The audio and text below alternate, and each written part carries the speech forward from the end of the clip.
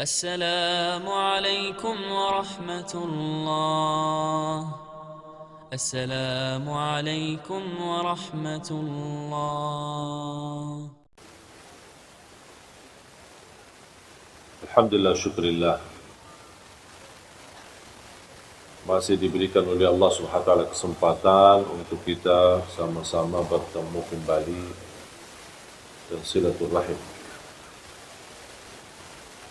Dan saya mengucapkan ribuan terima kasih kepada seluruh jamaah Majlis Ta'lim Masjid Bani Umar atas perhatiannya, bantuannya, perjuangannya untuk selalu memberi perhatian, support dan membantu gerakan kami, khususnya untuk saudara kita tunanetra. Dan Alhamdulillah, berita gembira, sudah kami memberangkatkan jemaah umrah sudah angkatan yang kedua dari saudara kita tunanetra. Alhamdulillah, kemarin baru mereka pulang dari Tanah Suci, hampir kurang lebih 25 orang. Dan subhanallah, walaupun saya tidak berkesempatan berangkat bersama mereka, tapi teman-teman dan tim dari yayasan temani mereka dan kawal, dan mereka mencerita begitu indahnya perasaan mereka sepanjang perjalanan ke Tanah Suci. Bayangkan 25 orang, tapi antri panjang, menarik perhatian. Dan Alhamdulillah oleh petugas imigrasi sangat membantu kemudahan untuk proses penerbitan paspor. Ketika proses juga visa, ketika di Madinah pun Alhamdulillah diberikan kemudahan. Jadi mereka sangat bangga dan senang. Yang buat saya terharu ketika melihat rakaman mereka ketika bertalbiyah, ketika berdoa, ketika lagi salat di Masjid Nabawi, dan mereka menangis. Dan mudah-mudahan kita terus memperjuangkan supaya kita mampu memberangkatkan insya-Allah haji untuk mereka. Dan itu semua perjuangan tidak akan terlepas daripada perhatian ibu-ibu. Karena jujur saja, kalau bukan izin Allah Subhanahu wa taala, kemudian bantuan, perhatian, kasih sayangnya dari ibu-ibu, nampaknya program ini belum tentu bisa jalan. Khususnya Majlis Ta'lim Bani Umar. Karena satu-satunya Majlis Ta'lim yang mulai dari awal sampai titik ini komitmen dan terus mensupport dan membantu program ini. Awal pertama kali yang merespon program kami Majlis Ta'lim adalah Bani Umar. Kemudian selanjutnya, walaupun ada beberapa majlis taklim yang lain yang ikut bantu, tetapi yang komitmen tidak pernah terlepas perjuangannya, tidak pernah bosan dan tidak pernah menjauhi dari program ini, itu satu-satunya majlis taklim Bani Umar. Mudah-mudahan ini merupakan berkah untuk semua jamaah dan mudah-mudahan menjadi amal jariah, sedekah jariah yang tidak terputus pahalanya insya-Allah sampai hari kiamat. Dan semoga insya-Allah diterima di sisi Allah Subhanahu wa taala. Para jamaah sekalian dimuliakan Allah Subhanahu wa taala,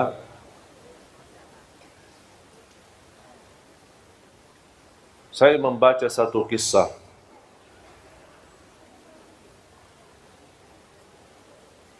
membuat saya berfikir betapa besarnya keagungan dan kemuliaan Allah Subhanahu wa taala, dan selalu Allah beri yang terbaik. Cuma sayang sekali kita belum bisa tahu kebaikan tersebut kecuali sesudah kejadian ujian, bala, musibah cukup lama. Istilahnya kita mengetahui hikmah alasan apa yang terjadi, apa yang kita hadapi di kemudian hari atau di waktu yang cukup lama, baru Allah munculkan hikmah dan alasan.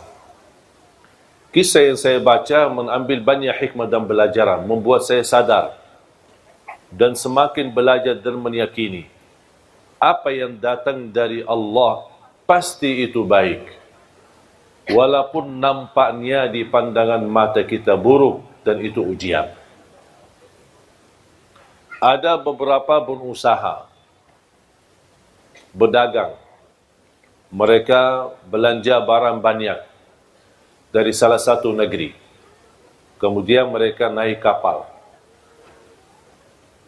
yang cukup besar dan juga membawa barangnya masing-masing. Di dalam perjalanan untuk kembali ke kampung mereka, terjadilah hujan besar, gelombang, dan dia menghadapi ujian yang amat besar di tengah laut. Mereka mengambil keputusan harus barang-barangnya ada yang harus dibuang untuk mengurangi beban yang terjadi di atas kapal tersebut. Salah satu pedagang memiliki barang yang terbanyak. Ternyata jatuhnya dia akan dihabiskan separuh barangnya, akan terbuang. Dibanding yang lain cuma seberapa saja. Beliau tidak terima, marah, ngamuk. Saya bisa rugi banyak, separuh barang saya masa dibuang begitu sia-sia. Mereka menjelaskan, daripada kita tenggelam semua, menghadapi musibah semua, mendingan barang-barang kita aja biar kita selamat. Beliau tidak terima, tidak mau. Karena dia berdagang baru, membuat berdagang yang lama, mereka sepakat sekalian barangnya sama orangnya dibuang aja, biar kita selamat. Karena mereka merasa orang itu berdagang baru, tidak punya istilahnya kekuatan, tidak punya power, tidak punya lingkungan yang bisa melindunginya. Dan terbuang. Dan subhanallah, mereka jalan, dan beliau bersama barangnya sudah terbuang di dalam laut. Dalam menghadapi ujian angin besar, subhanallah, terarah kepada salah satu pulau yang cukup sepi, tidak ada apa-apanya. Dia masuk di sana, cari makan tidak ada, cari apa tidak ada, barangnya hilang. Dia syukur, alhamdulillah, selamat.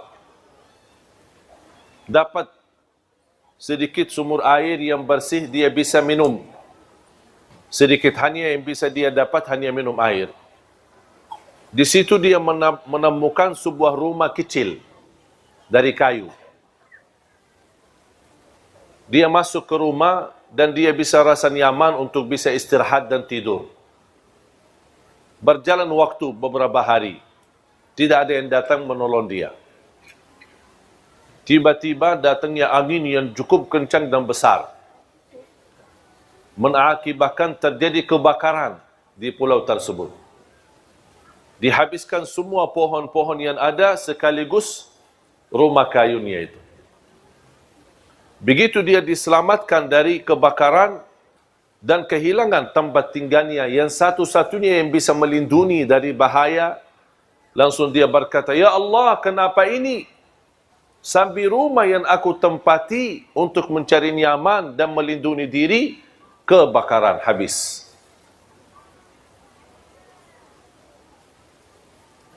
Dia sudah merasa diri akan menghadapi kematian, putus asa. Dan dia tidak tahu ada apa. Sampai dia ngamuk sama Allah. Kenapa ya Allah seperti ini? Dan subhanallah, tidak lama ada kapal besar yang datang. Dan dia bisa melihat dari jauh. Langsung dia ke arah pantai dan menunjukkan tangannya. Mereka karena kapal besar tidak bisa mendekati, menerima perahu kecil atau kapal kecil untuk menjemputnya. Ketika dijemput dan naik kapal besar, Dan beliau bertanya, kok dari mana kalian tahu saya ada di sini? Oh, kami tahu dari jauh kami melihat asap. Gara-gara terjadi kebakaran kan ada asap besar. Kami berfikir ini tanda, biasanya kami seorang laut, pasti biasanya itu tanda-tanda ada orang minta tolong. Makanya kami datang. Terus mereka tanya, Iman kamu kok bisa datang sini sendirian? Oh, ceritanya saya bersama kapal berdagang, mereka mengkhianati saya, mereka semua bersepakat untuk melimbar saya di laut, dan syukur saya bisa selamat. Kata pemilik kapal, mereka itu yang Anda cerita, semuanya mati tenggelam. Berdagangnya dan barangnya dan kapalnya, semuanya mati. Baru dia sujud syukur. Dan dia berkata, ternyata ada hikmahnya. Faham ibu? Memang subhanallah, Allah maha baik. Wallahi ibu-ibu tidak bakal tahu bagaimana cara Allah mengatur ujian kita. Tapi yakini, Allah tidak pernah mau susahkan kita. Kalau ibu yang begitu cinta dan sayang sama anaknya, kira-kira mau enggak dia susahin anaknya? Kata Rasulullah, Allah jauh lebih besar kasih sayangnya kepada hamba daripada ibu kepada anak. Tapi ada manusia yang belum percaya sama Allah. Ada manusia yang masih berkata, ya Allah, kenapa saya seperti ini? Ya Allah, kenapa saya cuma menderita sakit? Ya Allah, kenapa saya sudah lama menikah tapi belum bisa punya keturunan? Ya Allah, kenapa saya dijodohkan sama orang yang jahat yang menyakiti perasaan saya? Ya Allah, kenapa saya punya usaha semuanya habis dan rugi?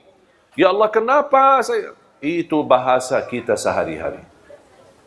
Padahal kita tidak tahu dan belum meyakini Allah jauh lebih sayang sama kita daripada ibu kepada anak. Ibu pun ketika lagi marah sama anaknya dan dia cupit, bukan karena dia benci sama anaknya, bukan dia tidak suka sama anaknya, justru cupitan itu karena sayang. Anggaplah yang terjadi dari Allah itu cupitan dari Allah Subhanahu. Barangkali kita ada kesalahan, barangkali ada kekurangan ibadah, barangkali terlalu sering ketiduran salat subuh, barangkali kita lupa baca Quran, barangkali kita sambat satu kali menyakiti hati orang tua. Walaupun satu kali, ada balasannya. Ada balasannya dari Allah SWT. Kita lupa, tapi Allah tidak pernah lupa. Ahsahu Allahu wa nasuh. Allah menghitungkannya, tapi manusia suka lupa. Makanya jamaah sekalian, belajar takdir Allah, walaupun ada buruknya, tapi yakini di belakang keburukan ada hikmah, ada kebaikan, ada sesuatu yang kita tidak tahu. Contoh,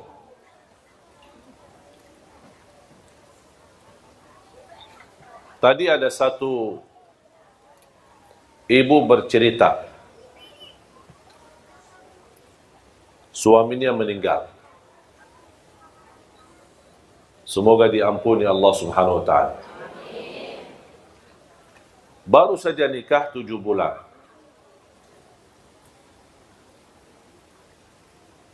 Cerita yang disampaikan oleh ibu, saya menanggapi bagaimana beliau cinta sama suaminya. Sudah almarhum.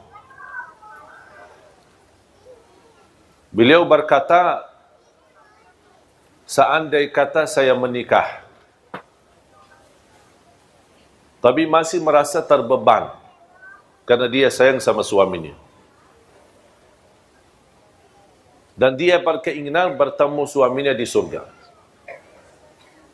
Terus kalau saya dijodohkan lagi, nikah, usianya masih muda, saya khawatir gimana nanti?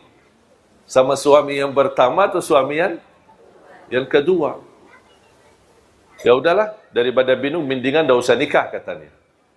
Biar dijamin dapat dan bertemu suaminya di surga. Saya menjawab,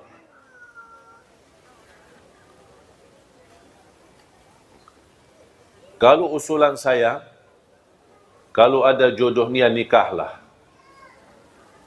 Masih muda, belum punya anak lagi. Nikahlah. Urusan surga nanti urusan lain. Ketemu siapa itu urusan sama Allah. Dan kejadian ini sama pernah terjadi sama istri Rasulullah.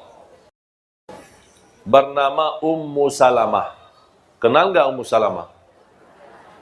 Dari mana kenal? Tahu maksudnya. Ummu Salamah salah satu istri Rasulullah SAW. Ternyata Ummu Salamah punya suami namanya Abu Salamah. Cinta bukan main sama suaminya. Meninggal, mati syahid di waktu tamburan perang bersama Rasulullah SAW. Meninggal. Ketika meninggal suaminya, dia merasa sedih banget. Kehilangan seorang yang dia paling sayangi, paling cintai. Baik banget. Dan dia merasa kehilangan sesuatu yang amat besar. Tapi dia sabar, ujian. Suami meninggal, ada istri dia meninggal, ada anak dia meninggal. Semua itu namanya ujian. Dan kita semua pasti akan meninggal, akan mati menghadapi kematian. Ternyata subhanallah berjalan waktu, dijodohkan sama Rasulullah. Sebelum dijodohkan sama Rasulullah, dia pernah berkata, ketika Rasulullah SAW mengingatkan untuk bersabar dan menerima ujian ini. Dan insya Allah Allah ganti yang lebih baik. Langsung beliau berkata, siapa yang lebih baik dari Abu Salamah? Tak mungkin bisa menemukan orang-orang yang lebih baik dari Abu Salamah. Pertanyaan saya, ibu-ibu, mana yang lebih baik, Abu Salamah atau Rasulullah? Akhirnya jadi jodohnya sama Rasulullah SAW. Muncullah pertanyaan, ya Rasulullah, saya kan pernah nikah sama Abu Salamah. Sekarang saya jadi istrimu. Saya ketemu siapa nanti di surga? Sama pertanyaan ibu itu tadi. Saya jawab sebagaimana dijawab oleh Rasulullah SAW. Kamu bersama orang yang terbaik akhlaknya. Yang terbaik akhlak. Kalau kira-kira Abu Salamah lebih baik akhlaknya, berarti nanti sama Abu Salamah. Tapi yang kita tahu dan kita belajar, yang paling mulia akhlaknya siapa? Berarti dia sama. Dan disitulah kunci kebahagiaan dalam rumah tangga. Kemuliaan akhlak. Jamaah sekalian, tidak ada rumah tangga yang tidak bermasalah. Tetapi kunci mengatasi segala persoalan dan permasalahan adalah kemuliaan akhlak. Bahkan Rasulullah SAW bersabda, menunjukkan kunci kemuliaan seorang laki-laki, terutama laki-laki.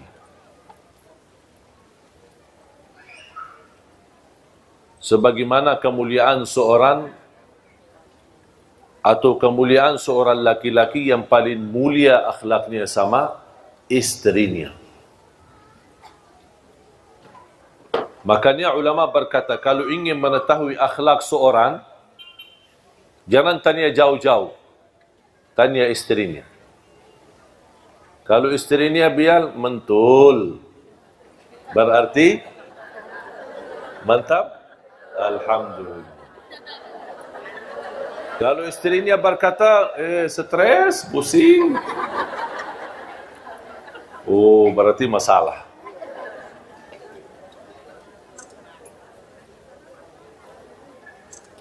Dan subhanallah, dengan kemuliaan akhlak kita bisa memiliki segala sesuatu.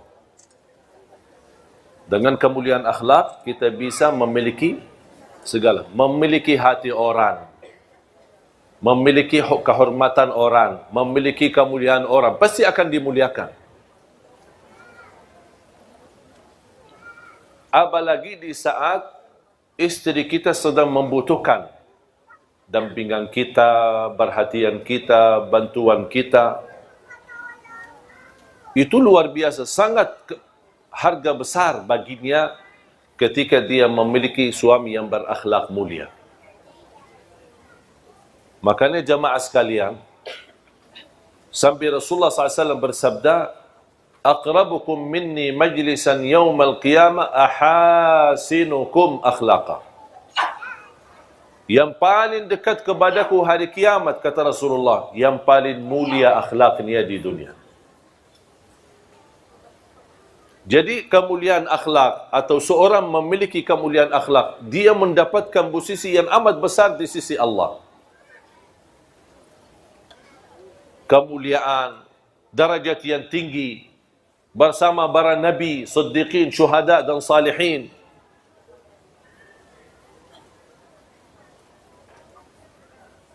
Dan salah satu akhlak yang perlu kita jaga, terutama di dalam rumah tangga. Jangan terlalu fokus melihat kesalahan. Abaikan aja. Jangan terlalu memperhatikan kesalahan. Abaikan aja. Lupakan, lewatin saja. Anggap sesuatu yang berjalan dan terus berlalu. Jangan terlalu diperhatikan.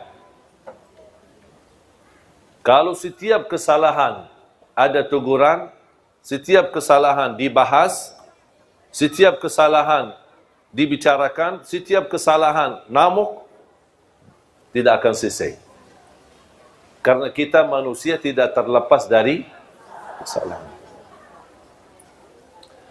Bisa kita perbaiki kesalahan tapi dengan cara yang baik. Kalau anda melihat sesuatu yang tidak suka, jangan anda bilang saya tidak suka ini, tapi saya suka seperti ini. Saya suka seperti ini. Saya tidak suka kalau kamu tidak perhatian saya. Tapi sebaliknya, aku suka kalau diberikan perhatian. Faham? Jadi jangan ada muncul rasa atau bahasa seolah-olah yang di depan kita selalu disalahkan. Kalau misal dia masak, istri masak, kita tidak suka cara masakannya. Jangan, aku tidak suka cara masakan ini. Tapi bahas, aku lebih suka seperti ini. Aku lebih suka nasinya seperti ini. Aku lebih suka minumannya seperti ini. Misal, kalau anda tidak suka minum dingin, dibawain minum dingin. Ketika anda minum, tidak enak, tidak nyaman. Tak mau, aku tidak suka. Jangan. Aku lebih suka yang hangat. Boleh enggak diganti? Pasti akan jawabannya halus. Dok, aku dah suka. Tak ganti. Tak mau ganti. Kamu dah mau, ya udah biarin aja. Karena bahasanya sudah tidak enak. Pasti jawabannya tidak enak. Ada satu kejadian ketika Rasulullah SAW pulang ke rumah. Ini kan sebuah kisah. Ada yang sebutkan kisah ini benar, ada yang bilang tidak benar, tapi intinya kisah, tidak ada mempengaruhi masalah ibadah. Rasul pulang ke rumahnya, musim panas, keringat, capek, mau beristirahat, datang istrinya, Siti Aisyah membawain minum. Nampaknya Siti Aisyah karena sibuk urusan-urusan dalam rumah, bersih rumah, mempersiapkan kedatangan Nabi Muhammad, saking capeknya, karena dia tidak ada pembantu di rumah, saking capeknya daripada kasih gula di air sirupnya, dia kasih malah garam. Kemudian diserahkan kepada Rasulullah SAW. Kemudian dia lanjut urusan rumah. Ketika Rasulullah SAW minum, rasanya apa? Asin. Rasulullah SAW panggil, Ya Humaira. Ini Rasulullah SAW suka panggil, tidak pakai nama. Tapi panggil nama Humaira. Yang putih ada merah-merahan. Dan selalu saya dorong jamaah suami istri harus masing-masing memiliki gelar panggilan, nama panggilan. Apa itu? Hei manis, hei cekap, gagah, sayang. Jangan panggil abi, abah, ayah. Panggilan kata-kata yang ada tanda sayang. Kalau misal dia hitam manis, coklat. Pokoknya kata-kata terserah, milih kata-kata yang menenangkan hati. Yang menarik. Dan ini subhanallah membuat mesra dalam rumah tangga. Dan itu yang dilakukan oleh Rasulullah SAW. Ya Humaira. Kalau saya punya nama khusus dipanggil oleh istri. Jadi istri panggil pakai nama itu. Bukan Syekh Ali, bukan Ali. Tapi ada nama. Saya tidak mau kasih, itu rahasia. Sebaliknya saya juga punya nama untuk istri. Dan dia suka kalau saya panggil dengan pakai nama itu. Lewat telefon, lewat WA, atau saya pulang ke rumah, itu selalu saya panggil seperti ini. Khusus. Yang ingin tahu ya datang ke rumah aja. Kenalan sama istri biar tahu rahasianya apa. Karena saya mengambil belajar dari Rasulullah SAW. Bukan berarti mohon maaf saya sempurna dalam rumah tangga. Jangan ada yang merasa, berarti Syekh luar biasa. Tidak. Saya juga orang biasa. Punya kekurangan, punya kesalahan. Kadang-kadang istri saya tersinggung terhadap perilaku saya. Tapi alhamdulillah kita selalu sepakat ada tukar fikiran. Ada berbicaraan. Kita tidak istilahnya mengambil hati. Aku lihat dia, aku marah, terus simpan di hati. Dia lihat saya, dia marah, simpan di hati. Itu tidak akan selesai masalah. Ada sesuatu dibahas, tapi cara dibahasnya agak enak. Sopan, saling menjaga, saling menghormati, seperti ini. Kalau menurut saya itu namanya istilah muhasabah. Setiap minggu sekali kita muhasabah. Saya tanya sama istri saya, apa yang saya lakukan selama 1 minggu membuat kamu tersinggung? Dia kasih tahu. Kalau tidak dia kasih tahu, dari mana saya bisa tahu? Karena yang sakit hati siapa? Istri. Hati yang dia punya, bukan saya punya. Saya tidak tahu isinya. Makanya harus saya tanya, apa yang membuat kamu tersinggung? Apa yang membuat kamu tidak enak hati? Oh, kalau begini, kalau foto sama ibu-ibu jangan terlalu dekat. Siap.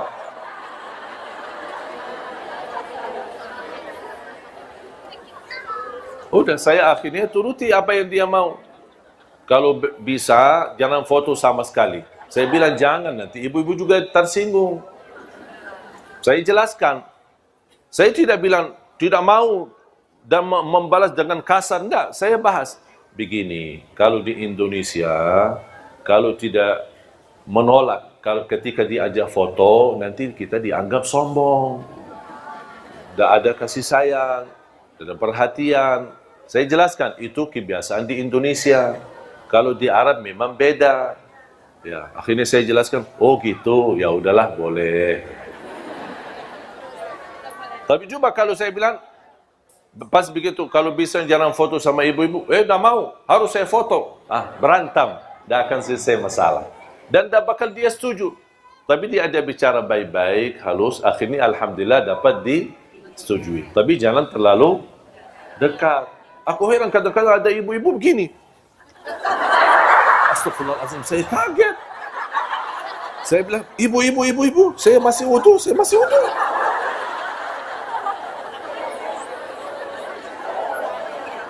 Saya jujur saja bicara seperti ini, padahal saya belum wudu. Tapi kenapa saya terpaksa? Jangan, supaya dia menjauh daripada bubu jauh. Nanti dia juga tersinggung. Masalah lagi. Selalu berusaha memilih kata yang bisa difahami tapi tidak menyakiti hati. Maaf, saya lagi wudu. Ya. Dah, langsung dia awas sendiri. Daripada kita berantam. Ibu jangan dekat. Ibu jangan dong. Kok sih kasar ya? Karena saya belajar, selama saya berada di Indonesia, orang Indonesia tidak suka kasar. Mungkin kita orang Arab, budaya Arab agak kasar ya. Termasuk bicara. Makanya kalau saya ada punya teman mau cari istri orang Indonesia, kadang-kadang calon istri tanya, gimana dia, kasar enggak? Dia sudah ada gambaran orang Arab kasar. Padahal tidak semua sama. Ya contoh seperti saya kan. Jadi ketika saya mau jodohkan, malah ada yang menolak. Oh jangan semua orang Arab takut. Saya ternyata belajar kalau di Arab memang nada suara pun kita agak tinggi. Pernah ada teman saya orang Indonesia datang, saya sedang ngobrol sama adik saya. Dia menunggu di luar. Ketika dia mendengar, dia datang. Ada apa Pak? Saya bilang, tidak ada, kita lagi ngobrol. Cuma lagi suara agak tinggi. Dia fikir kita lagi berantem, padahal tidak. Makanya saya mengambil kesimpulan ketika saya pernah diwawancarai. Apa yang Syekh dapat di Indonesia? Sesuatu yang bisa berkesan dan selalu dijaga. Saya bilang saya belajar orang Indonesia suka yang lembut dan sopan. Tidak suka yang kasar.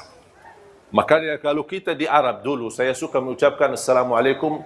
Assalamualaikum. Jadi orang, Waalaikumsalam. Takut. Begitu saya datang ke Indonesia, saya berubah lagi. Assalamualaikum. Itu orang Indonesia. Begitu. Makanya saya ikut salam sama orang Indonesia. Ketika ketemu orang Indonesia, kalau ketemu orang Arab, salam. Ini kan saudara saya. Assalamualaikum. Dia sudah faham. Itu bukan marah. Tapi kalau sama orang Indonesia bisa salah faham. Salam aja kok begitu sih. Makanya saya rubah. Assalamualaikum. Apalagi pakai senyum. Walaupun kita lagi stres, dia ada apa senyum? Karena orang suka melihat kita senyum. Makanya Rasulullah SAW ketika minum dan minumannya asin, apa yang tidak Rasulullah SAW? Tidak menumbahkan gelasnya, tidak melembatkan dan tidak marah-marah. Apa nih kita datang capek-capek, kok malah dikasih air minum yang asin? Aduh, sambil minum aja tidak bisa bikin, udah mau nikah lagi. Tidak, Rasulullah SAW duduk manis. Ya Humaira. Siti Aisyah duduk labbaik. Dan itu salah satu kata yang saya suka di Indonesia. Suka labbaik. Kalau anak-anak labbaik. Labbaik. Itu sebenarnya kata-kata dari dulu ada di Arab. Diambil dari kata labbaik Allahumma labbaik. Kenapa? Menunjukkan saya akan segera jawab. Saya akan segera sami'na watana. Dari pada dipanggil, ya, labbaik, labbaik. Artinya, tapi jangan labbaik dah datang. Lama suaminya panggil, sayang, labbaik. Dan panggilan labbaik belum datang juga. Kalau sudah labbaik, tinggalkan semuanya, segera datang. Siti Aisyah langsung, ya Humaira, labbaik, datang. Apa kata Rasulullah? Ayo, berkenan enggak temani saya minum? Temani saya minum. Ya, Siti Aisyah senang diajak sama suaminya ikut minum bareng. Apa Siti Aisyah suka di mana bekas bibirnya Rasulullah? Oh, ini. Dia minum, habis minum.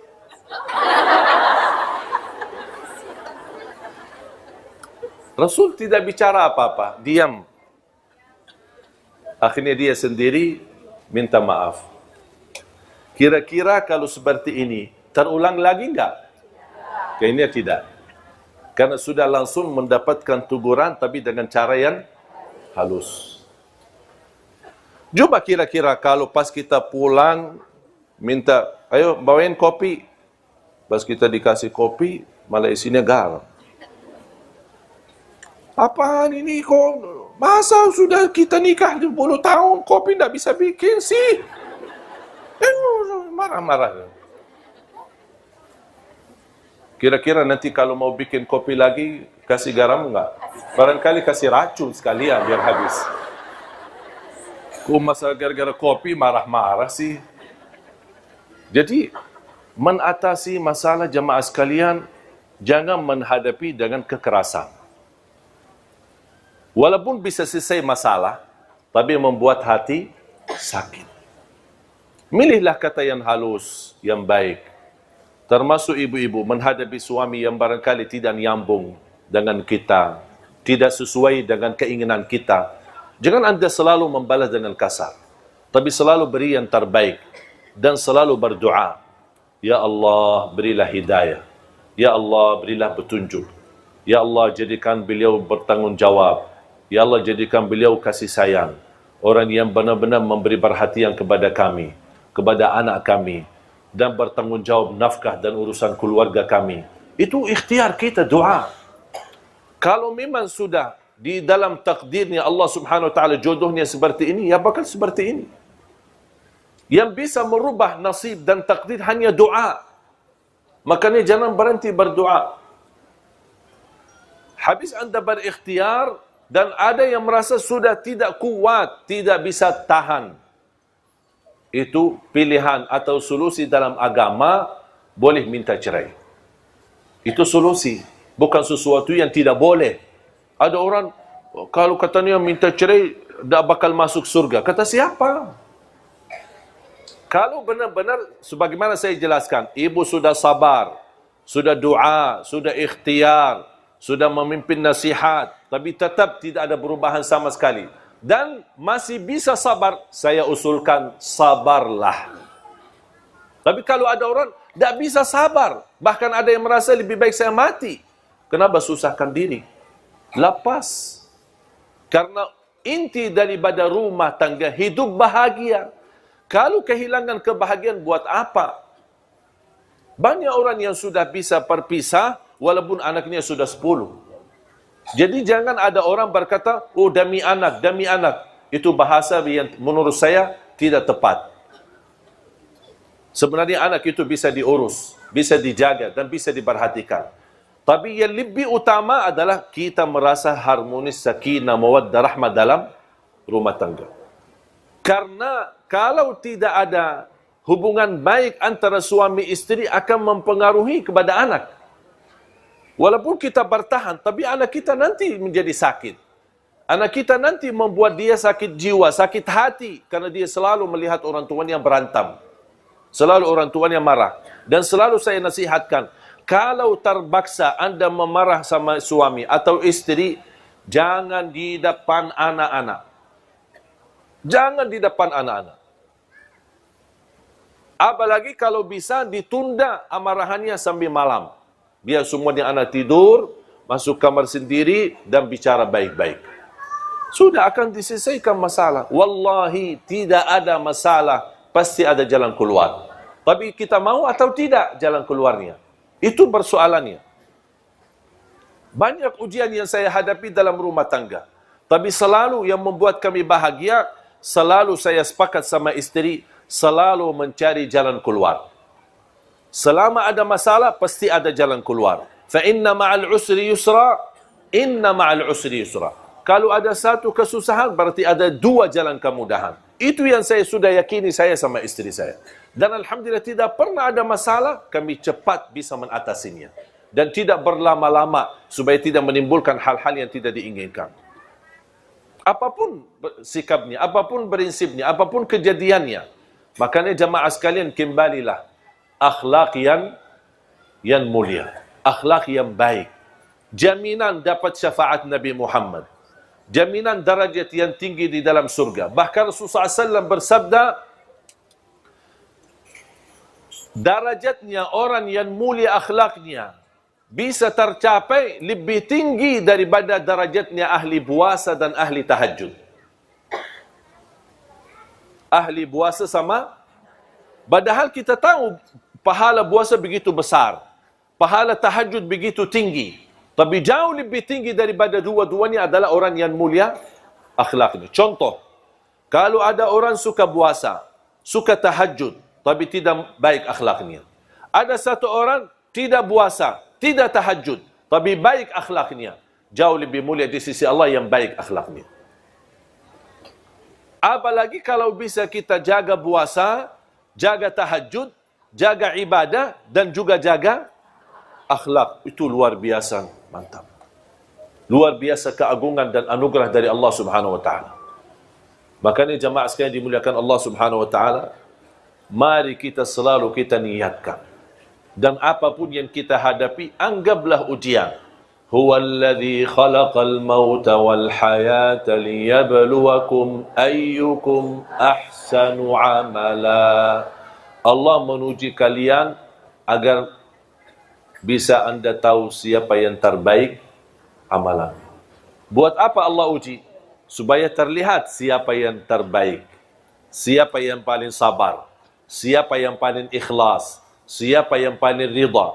Kalau tidak diuji, tidak ada bedanya sama kita. Tidak ada di antara kita berbeda-beda. Semua sama di sisi Allah. Tapi apa yang membuat kita punya kelebihan? Ujian. Ketika datangnya ujian, Allah melihat. Ada namuk, marah, tidak ridha, tidak ikhlas. Ada satu lagi, sabar, ikhlas, ridha. Kata Allah, ini lulus. Itu dapat keuntungan. Berarti ketika ada ujian, bukan Allah ingin menyakiti kita, tapi Allah ingin menunjukkan posisi kita di sisi Allah Subhanahu wa taala. Makanya jemaah sekalian belajar sabar dan menunggu kemudahan ketika sedang susah. Menunggu jalan keluar ketika kita menghadapi ujian. Kesabaran itu dan menunggu adalah ibadah tersendiri. Contoh, kita lagi ada masalah dan kita sudah berupaya menunggu jalan keluarnya. Ada jalan keluar, tapi belum waktunya. Masih dalam proses. Berarti kita butuh tunggu. Tunggu berapa lama? Bisa 1 bulan. Bisa 2 bulan. Bisa 1 tahun. Kita menunggu sampai selesai proses. Baru akan kita dapat terbuka jalan keluarnya. Anda menunggu seberapa pun lamanya, selama Anda tunggu itu terhitung sebagai ibadah. Intidharul faraji ibadah. Menunggu datangnya kemudahan dan pertolongan Allah itu ibadah sendiri. Berarti Anda dapat pahala karena tunggu, Anda dapat pahala lagi sabar, dan Anda akan syukuri ketika datangnya kemudahan dan pertolongan dari Allah Subhanahu wa taala. Jamaah sekalian yang dimuliakan Allah Subhanahu wa taala. Saya akhiri satu cerita. Mau kan cerita? Ibu-ibu senang cerita.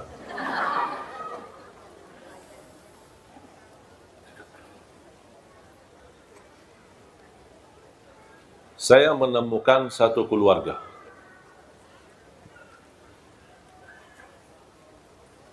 Ketika habis pulang sekolah, itu terjadi di kota Madinah, di masa saya sekolah. Saya menemukan seorang tunanetra sedang berdiri di pinggir pintu sekolah, gerbang sekolah. Saya perhatikan, dan qadarullah, saya juga sedang menunggu ayah saya jemput untuk pulang sekolah. Ternyata Allah takdirkan ayah saya pun telat.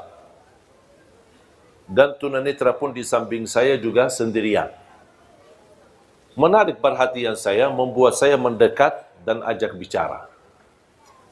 Kamu tunggu siapa? Saya tunggu ayahku, kata. Ayahnya kepala sekolah di salah satu sekolah, tapi yang posisinya cukup jauh. Nampaknya ada mendadak rapat atau apa urusan, tidak bisa datang. Di waktu itu belum ada handphone, belum ada HP untuk bisa ditelepon. Menanya, di mana? Lagi di mana? Sama-sama kita tunggu. Cukup lama, hampir 1,5 jam. Siang hari, panas. Saya berkata sama beliau, rumah kamu dekat enggak? Ya, dekat. Mau enggak saya antar? Ya, boleh. Seberang rumahnya. Jadi sekolah ini tinggal kita seberangi jalan, ada jalan raya. Kemudian kita bisa ke rumahnya. Kata beliau, rumah saya dekat, tinggal hanya seberang jalan di belakang gedung yang di depan kita, pasti pinggir jalan raya ni. Saya langsung berkata, tapi nanti kamu tunjukkan jalan ya. Beliau ketawa. Masa saya buta yang tunjukin jalan?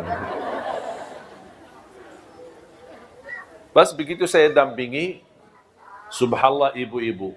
Wallahi orang tunanetra itu jauh lebih faham jalanannya daripada saya yang bisa lihat. Kanan, kiri, awas ada lubang, ada ini, masuk gang, sampai ke gedung rumahnya. Ada beberapa lantai seperti apartemen. Begitu kita masuk, awas ada tangga 3, kita jalan.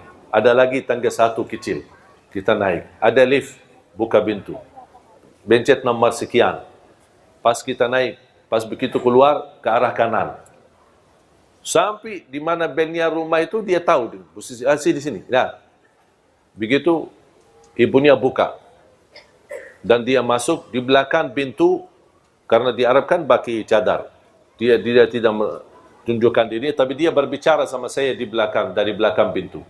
Terima kasih Allah, kami tadi kekhawatiran, anak kami telat, suami juga sibuk, tidak bisa ditelepon, karena dia mau telepon ke sekolahannya. Alhamdulillah bersyukur Anda bisa bawa anak kami di sini. Dan maksa-maksa untuk saya diajak masuk. Temani karena suaminya sedang dalam perjalanan mau pulang. Maksudnya diajak makan siang. Kalau orang Arab makan siang sampai sore. Kalau makan malam jam 12 malam. Makan subuhnya jam 10 pagi. Dan ini semua alhamdulillah berubah ketika saya sudah di Indonesia. Makan subuh habis subuh, makan siang habis zuhur, makan malam habis isya. Dan kalau sudah malam sekali, sudah tidak makan dan tidak minum, sambil insyaAllah istirahat.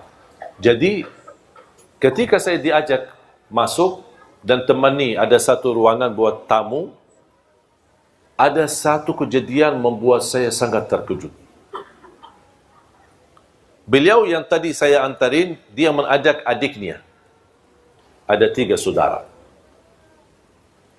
Yang sama saya itu usianya kurang lebih 19-20. Ada yang satu lagi adiknya 16. Ada yang satu lagi adiknya kurang lebih 10 tahun. Ada yang satu lagi 6 tahun. 3. Ketika beliau ajak, ini kenalan saudara saya, adik-adik saya. Pas begitu salaman, ternyata jemaah sekalian, semuanya tunanetra. Semuanya buta.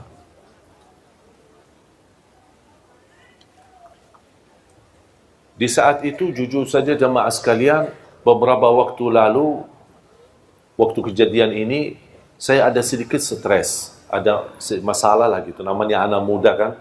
Maunya ini, maunya itu, tidak dapat, tidak semua serba ada. Pas begitu saya melihat mereka, saya merasa malu sama Allah. Ternyata selama ini banyak nikmat yang kita dapat. Ternyata di sisi lain atau di keluarga yang lain, semuanya diuji oleh Allah. Bukan satu, semuanya. Hanya yang selamat dalam anggota keluarga itu hanya suami istri. Ternyata keluarga mereka keluarga besar 7 orang. 4 laki-laki dan 3 perempuan. Dan semuanya tunanetra. Semuanya buta. Tapi ketika saya bertemu dengan ibunya dan dia berbicara sama saya dari belakang pintu, subhanallah, tersentuh hati saya karena dia tidak pernah melepas daripada ucapan Alhamdulillah. Alhamdulillah. Coba kejadian ini cerita di masa sekolah, SMP, sampai sekarang, alhamdulillah hubungan saya dengan mereka baik. Cuman hanya saya sekali antar menjadi sahabat akrab. Dan semua keluarganya ini 7 orang, yang laki maupun perempuan. Beberapa waktu yang lalu saya menghadiri acara wisuda, mereka tamat 30 juz hafal Al-Quran. Kata ibu, kadang ada muncul rasa sedih ketika melihat anakku keadaannya begini. Tapi saya sekarang bangga sekali. Terlupa ujian anak-anakku buta. karena mereka sudah menjadi penghafal Al-Quran. Memang buta di dunia, tidak bisa melihat, tidak bisa baca Quran dengan mata sendiri mempandangi Al-Quran.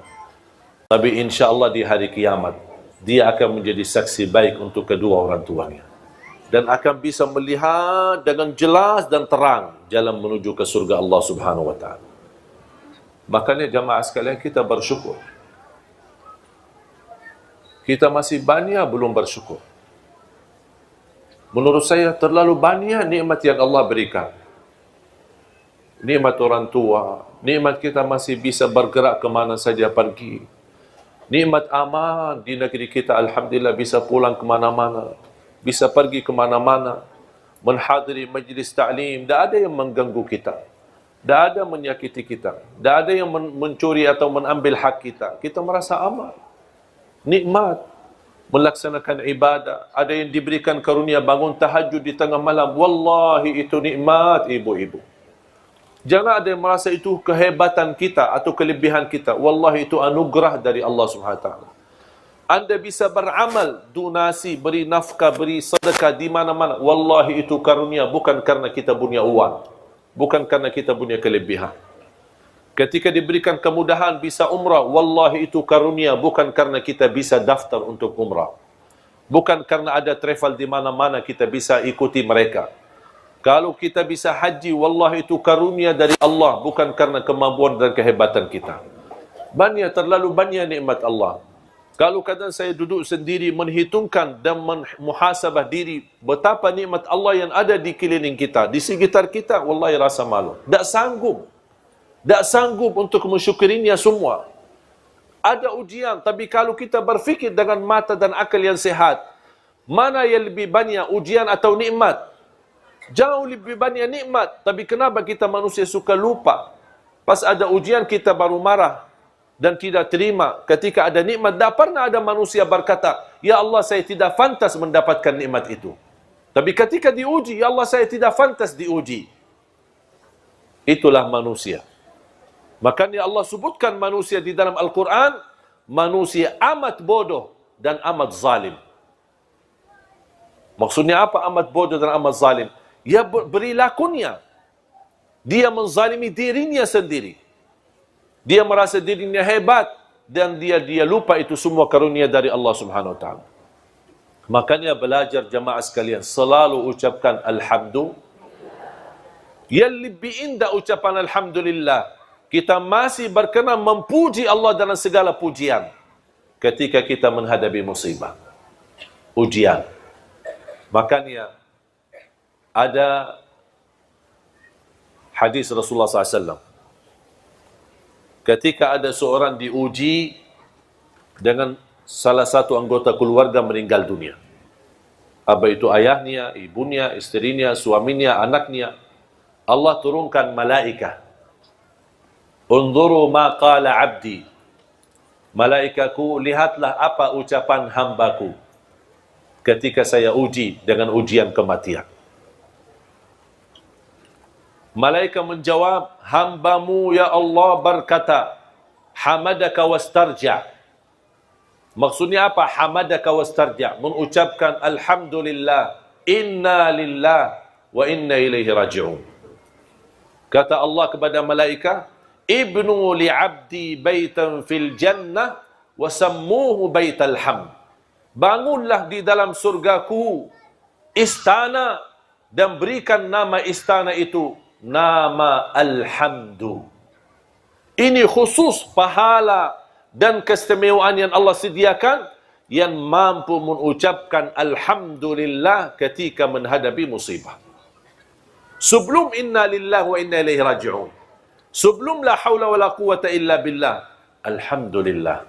Baru inna lillahi wa inna ilaihi. Ada berita yang tidak menenangkan hati, alhamdulillah, inna lillahi wa inna ilaihi raji'un. Jangan berbicara macam-macam.